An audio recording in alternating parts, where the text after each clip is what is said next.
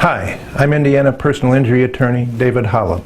Car and truck tires cannot be expected to last forever. Rubber degrades over time. Old tires should be replaced even when the tread does not appear to be worn.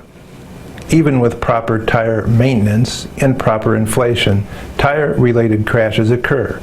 Though blowout-related crashes are far less frequent than they were 40 years ago, they still happen. But what if new tires, or tires that have only been used for a short time, cause you to suffer a blowout and crash? Should you consult a lawyer? The answer is yes. Because of the way they are manufactured, steel-belted tires, especially steel-belted radial tires, are especially prone to tread separation if they're not properly made. Tread separation can cause a driver to lose control of a vehicle. Tread separation is usually due to a defect in the manufacturing process. Perhaps the rubber used was too cold and dry, or the tire was not properly inspected during the manufacturing process. It will take a skilled expert to analyze what, if any, role tire failure may have played in a vehicle crash.